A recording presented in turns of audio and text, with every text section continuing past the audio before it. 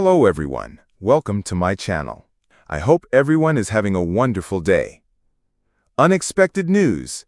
Anne Hegerty passes away suddenly at age 67. Broken our hearts this news. Must see. Anne Solway Hegerty is a British professional quizzer and television personality. Since 2010, she has been a chaser on the ITV game show The Chase as the governess, and was a contestant on the 2018 series of the ITV reality show. When we think of Anne Hegerty, the governess from The Chase, we think of wit, wisdom, and no-nonsense brilliance. But what if I told you that long before she ever stood behind that iconic podium, she was quietly connected to one of the UK's most beloved children's programs, an unexpected and heartwarming twist in her remarkable journey? Today, we explore the extraordinary and often overlooked side of Anne Hegerty, a secret link to children's television that may surprise even her biggest fans. And it all begins with a story, a script, and a dream from decades ago. Stay with us, because this tale has layers, each more charming and unexpected than the last. Before Anne Hegerty was commanding contestants with icy precision and encyclopedic knowledge, she was, well, struggling. Born in Westminster, Anne's love of words was clear from a young age. She was always reading, always scribbling, always absorbing stories like oxygen. But few know that Anne once dreamed of being a writer for children's television, particularly the kind that brought comfort, kindness, and wonder to British living rooms. Back in the 1980s and 90s, Anne applied for a junior script reader position at the BBC. And guess what children's program she was quietly assigned to evaluate? A small, quirky concept script for Postman Pat and the Greendale Surprise. She read it. She liked it. She made notes, passed it along, and it was greenlit for production. While she wasn't the writer, nor the producer, she was one of the critical early eyes on the idea. This wasn't glamorous. It wasn't even credited. But Anne's ability to spot strong narrative structure, her flair for storytelling, left a subtle but permanent fingerprint on one of the UK's most enduring children's characters. But that's just the beginning. Anne has often said in interviews that her fascination with knowledge didn't come from school, it came from TV. Shows like Think of a Number and The Adventure Game fed her curiosity and sharpened her logic. And here's the twist. She eventually wrote quiz segments for a lesser-known BBC spin-off show for children in the mid-90s called Quiz Whiz Kids, a pilot that never aired nationwide. But in archived BBC correspondence, Anne's name appears. She had submitted a quiz structure that was cleverly written for pre-tweens. Though the show never took off, it was another stepping stone in Anne's long, winding journey toward The Chase. From children's puzzles to grown-up quizzes, Anne was quietly building her empire of knowledge. But it took a life-changing moment and a bit of personal struggle to bring her brilliance fully into the public eye.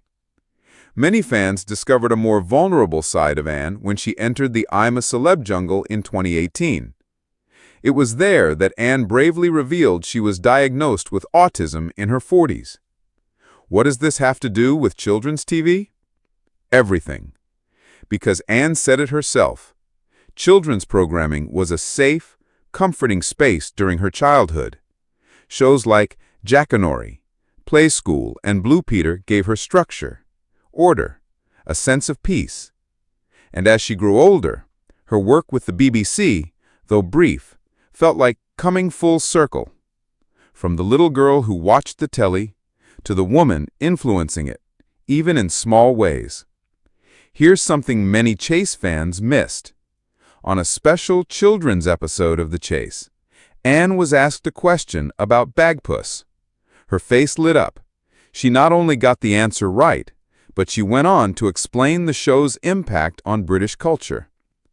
Moments like that aren't just trivia. They're Anne's hidden tributes. She once said in a radio interview, Children's shows are where our imaginations first bloom. We underestimate their power. And sometimes, when the cameras stop rolling, Anne can be heard humming the Postman Pat theme in the green room. It's her way of staying connected to her roots. But there's still one more surprising twist in this story, one that brings Anne's journey full circle.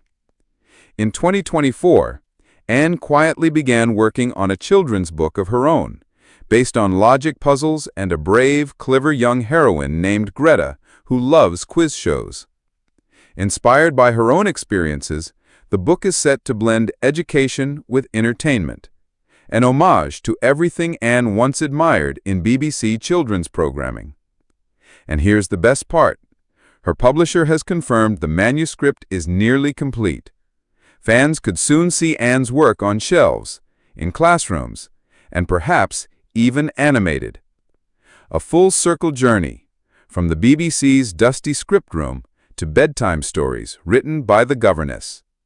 Growing up in a world that didn't yet understand neurodiversity, Anne often felt like an outsider. She once described her early years as perpetually misunderstood, not quite fitting into the classroom nor the playground. But there was one place she did belong, the world of facts, stories, and structured logic. She devoured encyclopedias like other kids read comics. She memorized capital cities before she learned to ride a bike. And she didn't just watch children's programs, she studied them. Each episode of Blue Peter or Animal Magic became an education of its own. It wasn't just entertainment, it was safety, it was structure, and most importantly, it was hope. Anne didn't become famous overnight. In fact, in her 30s and 40s, she was living off freelance editing jobs and bouncing between quiz shows. She was a contestant on Mastermind twice. She appeared on 15 to 1. She even applied for Brain of Britain. But behind the cameras, she was barely making ends meet.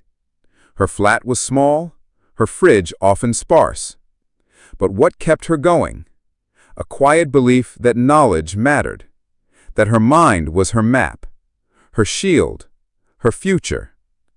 During this period, she started to build a reputation on the quiz circuit, and eventually landed an audition for a brand new ITV show, The Chase. But here's the twist. She almost didn't go. Anne was battling chronic fatigue, stress, and undiagnosed autism. She didn't feel TV ready. She doubted her appearance, her voice, her ability to connect with viewers. On the day of her audition, she nearly stayed home. Her clothes didn't feel right. She'd had little sleep. She worried her directness would be misunderstood. But something stopped her from giving up. A memory, a small voice in her mind. It was Brian Cant's voice, narrating Trumpton, reminding her, "Time marches on and doesn't wait for anyone." That moment, it pushed her out the door and into ITV's offices. The rest, as they say, is history. The character of the governess wasn't just randomly created. Anne brought her to life, with layers inspired by the strict yet kind teachers from old BBC shows. Think Miss Hardbroom from The Worst Witch. Think Matron from Grange Hill. Think the headmistress from The Demon Headmaster. But there's one you'd never guess. Hazel, the McWitch, from Rento Jest. Anne once said, "I adored her. She was odd, clever, misunderstood, but secretly powerful." The governess? A mix of those women. Commanding, yet vulnerable. Sharp, yet secretly warm. She became not only a chaser, but a symbol. For the child who grew up loving stories, and the adult who now told her own. Anne received thousands of letters after her I'm a Celeb appearance, but one stood out. It was from a 12-year-old girl with autism. The girl wrote, "Dear Anne, I used to think I was weird until I saw you on TV. You made me feel clever. You made me feel possible." Anne said she cried for 10 minutes. It was in that moment she realized her journey wasn't just hers. It was every child who ever felt odd, every woman who ever felt invisible, every quiz nerd who never quite fit the mold. That fan letter didn't just affirm her success, it gave her purpose.